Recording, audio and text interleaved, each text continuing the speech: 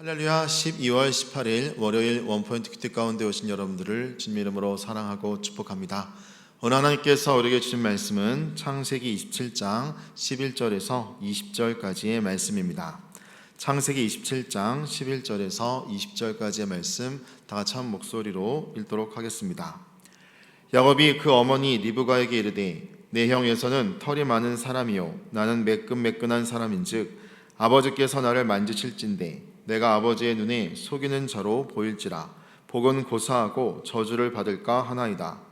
어머니가 그에게 이르되 내 아들아 너의 저주는 내게로 돌리리니 내 말만 따르고 가서 가져오라. 그가 가서 끌어다가 어머니에게로 가져왔더니 그의 어머니가 그의 아버지가 즐기는 별미를 만들었더라. 리브가가 집안 자기에게 있는 그의 맏아들 에서의 좋은 의복을 가져다가 그의 작은 아들 야곱에게 입히고 또 염소 새끼의 가죽을 그의 손과 목의 매끈매끈한 곳에 입히고 자기가 만든 별미와 떡을 자기 아들 야곱의 손에 주니 야곱이 아버지에게 나아가서 내 아버지여 하고 부르니 이르되 내가 여기 있노라. 내 아들아 내가 누구냐. 야곱이 아버지에게 대답하되 나는 아버지의 맏아들 에서로소이다. 아버지께서 내게 명하신 대로 내가 하였사오니 원하건대 일어나 앉아서 내가 사냥한 고기를 잡수시고 아버지 마음껏 내게 축복하소서. 이삭이 그의 아들에게 이르되 내 아들아 내가 어떻게 이같이 속히 잡았느냐. 그가 이르되 아버지 하나님 여호와께서 나로 순조롭게 만나게 하셨음이니이다. 아멘. 이 시간 선한 목적과 선한 방법이란 제목으로 담임 목사님께서 큐티 인도해 주시겠습니다. 할렐루야. 오늘 또 창세기를 함께 묵상하게 됐습니다. 빌레몬서 묵상하고 잠언 묵상하고 창세기 묵상하고 이렇게 다양한 묵상에 대해서 부담보다는 즐기시면 좋겠습니다. 왜냐하면 구약과 신약은 서로 연계되어 있고 잠언은 삶의 지혜이기 때문에 주말에는 잠언이요 주중에는 구약과 신약을 왕래하면서 성경의 아름다운 이 성취의 이 짝을 찾아가면서 하나님의 말씀의 진정성을 더 우리가 공부하게 되는 것이죠. 오늘 창세기 27장 11절에서 20절 말씀을 보면 여기에 이제 오늘 표제어도 선한 목적과 선한 방법 이렇게 말씀했는데 그야말로 이 대사기극이 지금 오늘 본문에 전개가 됩니다. 사기를 할 때는 동기가 있습니다. 이것이 내게 유익하고 내가 많은 어떤 얻는 것이 있어야 그 사기를 하게 되지 얻는 게 없는 사람이 사기할 리가 없죠. 대부분이 여러분 물질적인 이득을 얻기 위하여 노력하지 않고 땀 흘리지 않고 어쨌든 사기를 통해서라도 내가 더 많은 부를 상대방 걸 내가 앗아오기 위하여 일종의 사기는 도둑질이죠. 그렇게 하는 사기꾼들이 얼마나 많습니까?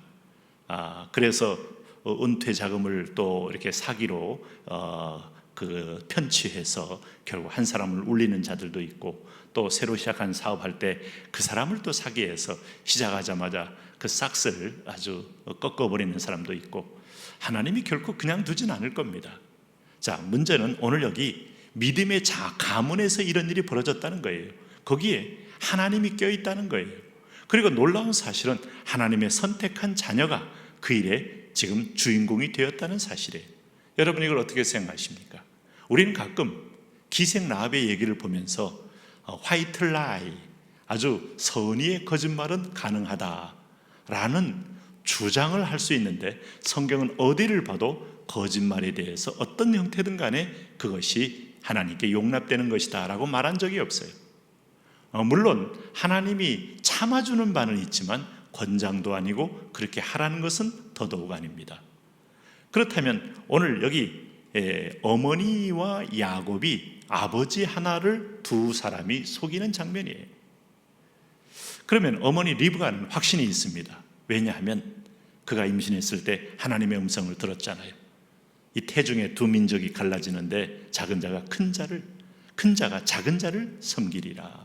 그러므로 에서가 벌써 먼저 나옴으로 큰 자가 됐기 때문에 큰 자가 작은 자를 섬기게 되면 작은 자가 하나님의 은총의 맥을 이어갈 자인 걸 알아요. 아마 그러기 때문에 더 야곱을 편애했다고도 볼 수 있겠어요. 그러나 야곱은 또 실제적으로 어머니하고 코드가 맞는 굉장히 여성적인 섬세함이 있어요. 감성도 그렇고 그런 피부도 그렇고 오늘 성경에 야곱의 16절에 이런 표현 썼습니다. 또 염소 새끼의 가죽을 그의 손과 목의 매끈매끈한 곳에 입히고. 그렇다면 물론 뭐 거꾸로 말하면 에서는 비교적 전체가 붉은 색깔을 띌 만큼 좀 처음부터 피부색이 약간 검은 상태에서 늘 밖에 나가서 사냥을 하다 보니까 얼굴이 더 탔겠죠. 그러면서도 피부도 털이 좀 보송보송 많이 났다. 그런데 놀랍게도 야곱은 매끈매끈한 곳이 꽤 많아서 이것저것 만지다 보면 금방 야곱인 것을 알 수가 있는 그런 상태였다는 걸 알 수 있어요. 그러니까 아마 어머니 리브가는 야곱이 첫째는 하나님이 이 아이가 축복의 통로, 축복의 이어갈 언약장인 것을 알았기 때문에 이제 야곱을 편애하고 동시에 자기하고 코드가 맞고 성품도 맞고 그리고 집안에서 엄마하고 늘 내밀하게 소통이 됐기 때문에 또 야곱을 편애했다고도 볼 수 있겠습니다. 그래서 여기 11절에 보면 어머니가 이제 대사기극을 기획합니다. 기획자고 실행자는 야곱입니다. 야곱이 그 어머니 리브가에게 이르되 내 형 에서는 털이 많은 사람이요 나는 매끈매끈한 사람인즉. 뭐 이란성상 등인 것이 틀림없어요. 그런데 싸웠어요. 배 안에서 한 사람은 아마 아버지 이삭의 모습일 겁니다. 이삭이 털도 있고 또 이삭은 그렇게 오밀조밀한 스타일이 아니고 선이 굽고 이런 좀 충성된 스타일인데 에서가 그걸 그대로 빼닮았어요. 말도 많이 없고 묵묵히 일을 하면서 에바 바깥에 사냥을 해서 집안을 먹여 살리는 든든한 기둥 같은 아들이죠. 아버지는 당연히 장남에게 이런 축복을 줄 수 있고 주고 싶은 마음이 간절하죠. 그런데 하나님은 이미 그 음성을 리브가에게 들려줬고 아마 리브가도 말을 했을 터인데 실제로 이삭은 출산의 당사자가 아니기 때문에 아마 그것이 희미해졌고 실질적으로 자기와 더 닮은 아들에게 또 사랑이 가는 것은 우리가 어찌할 수가 없어요. 이게 인지상정이라고 그럽니다. 그런데 하나님의 축복의 자리에서 이런 사기극이 결국은 여러분 어떻게 됐습니까? 그대로 열매를 따잖아요. 형제간에 대사륙극이 벌어질 만했잖아요. 그리고 야곱은 이것 때문에 엄청난 연단을 받습니다. 자, 축복과 연단이 함께 어우러지는 것은 죄와 하나님의 거룩이 함께 있는 것과 똑같습니다. 그러므로 우리가 목적이 선하다면 수단도 선해야 수단만큼 연단이 어떤 수단이냐에 따라서 연단도 거기에 상한다 하는 것을 배우게 돼요. 12절에 아버지께서 나를 만지실진대 내 아버지의 눈에 속이는 자로 보일지라 복은 고사하고 저주를 받을까 하나이다. 지금 야곱은 아버지 앞에 나가는 걸 매우 지금 주저하고 있어요. 그리고 야곱은 하나님을 알고 있기 때문에 축복 대신에 저주를 때리면 내게 저주가 임하는 그런 반전이 있을까 봐 겁을 내고 있습니다. 그럴 때 13절에 지금 어머니가 뭐라고 말합니까? 그에게 이르되 내 아들아 너의 저주는 내게로 돌리리니 내 말만 따르고 가서 가져오라. 이런 말은 용기라기보다는 만용에 가깝습니다. 하나님의 저주가 얼마나 센데요, 무서운데요. 그런데 어머니는 좀 확신이 있는 게 뭔가 하면 분명히 둘째이기 때문에 이것은 정당화될 수 있다고 아마 자기 합리화도 있었다고 보여져요.